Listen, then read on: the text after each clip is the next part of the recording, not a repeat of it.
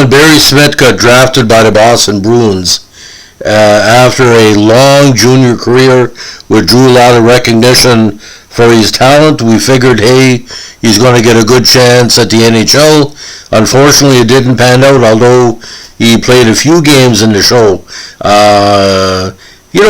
Sometimes a player does great in junior and becomes a long-time minor pro or doesn't have the tools to get the whole way, but it doesn't diminish their impact in the game. Now, Barry was born in New Surrey, BC, and eventually played in the WCHL over 5 separate seasons. Now, in 1971, he played in the BCAHA for South Surrey, and then moved on to Estevan of the WCHL, where he put up 19 points in 62 games. Now, in 72, with New Westminster, and Vancouver, he had 13 goals, 17 assists for 30 points. 73, again, with Vancouver and New Westminster, he had 22 points in 62 games. 74, he put up 18 points in 65 games. And his draft year, he put up some decent numbers, 43 points in 65 games. Now, he was selected 32nd overall by the Bruins that year, and 36 overall in the NHL WHA draft. So he was again high on the level. Edmonton was hoping that he would come in and be a defensive forward, but he decided to pick the NHL. Now, when he came to major province, of course, was at the World Junior Tournament in '75, the unofficial one, where he won silver. Now, this was a setup for the official World Juniors that occurred in 1977. He was also the Memorial Cup Smythe Trophy winner, MVP for New Westminster in '75, and he made the Memorial Cup All-Star first team again in '75 with New Westminster.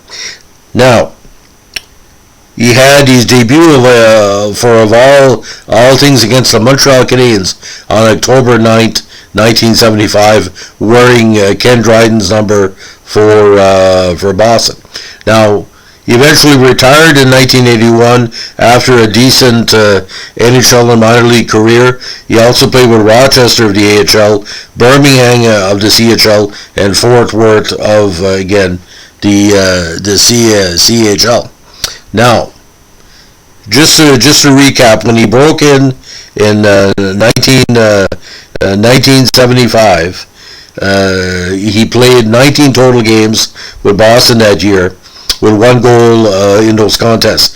But in Rochester, he had 36 points in 50 games. Now, for the next 3 seasons, he found himself stuck in Rochester. Best campaign was 79, with 66 points in 80 games. But then he found himself in the Colorado system in 1980, 5 points in 33 games, including 2 goals.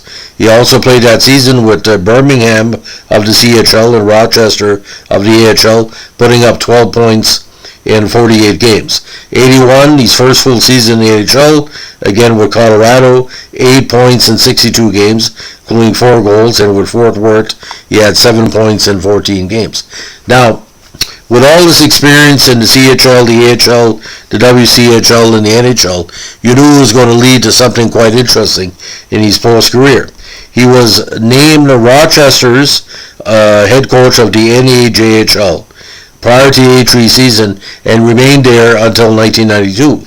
He was also named Knoxville's head coach prior to the 93 season and remained that position until February 25th, 1997 as part of the ECHL powerhouse.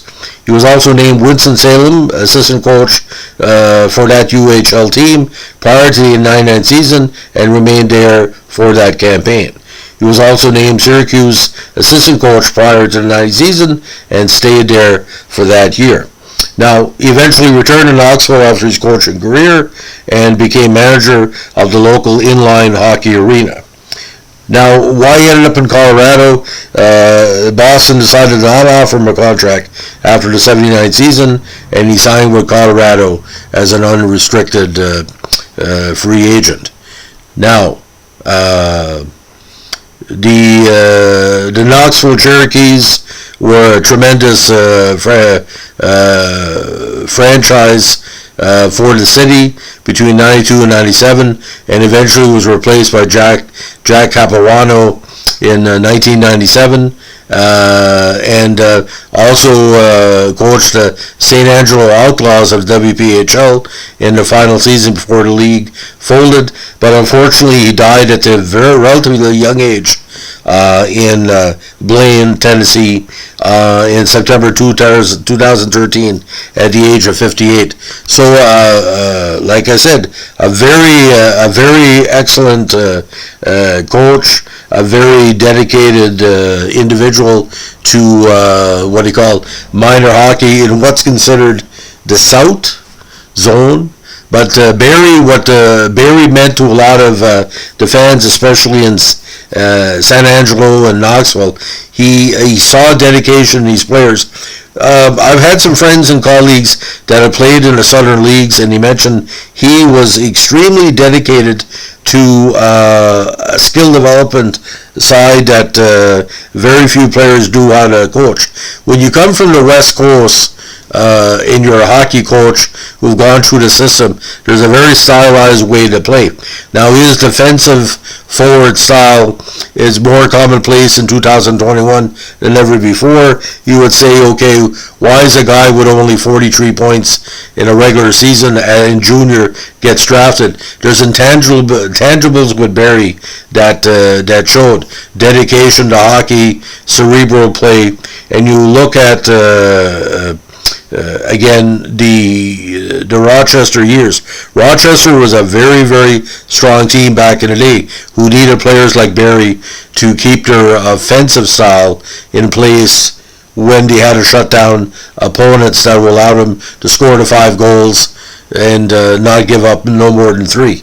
So again, very, very dedicated. Oh yeah, just talking about the World Junior stats in 75, 3 points in 5 games, including 1 goal. And you know, in Knoxville, they always say in the States, if you can make it there as a sports coach or athlete, you can make it anywhere. It was, it was just too bad he passed away, because he would eventually probably found his way back to the AHL as a coach. But like I said, he was happy to be part of a system where hometown hero skaters were still highly respected and highly cherished. So this is a story of the Barry Smith that we all miss and respect. If you like what we're doing here with our podcast channel, let us know with a like, comment, and subscribe. Again, we're focusing on the Boston Bruins lower end draft picks this month, because there's a lot of great players that never made full time with Boston that meant a lot to their hometown regions and went on to coaching and development later on. And again, Barry, like I said, his passing was a great loss for hockey, and we do miss him. Have a good day. Bye.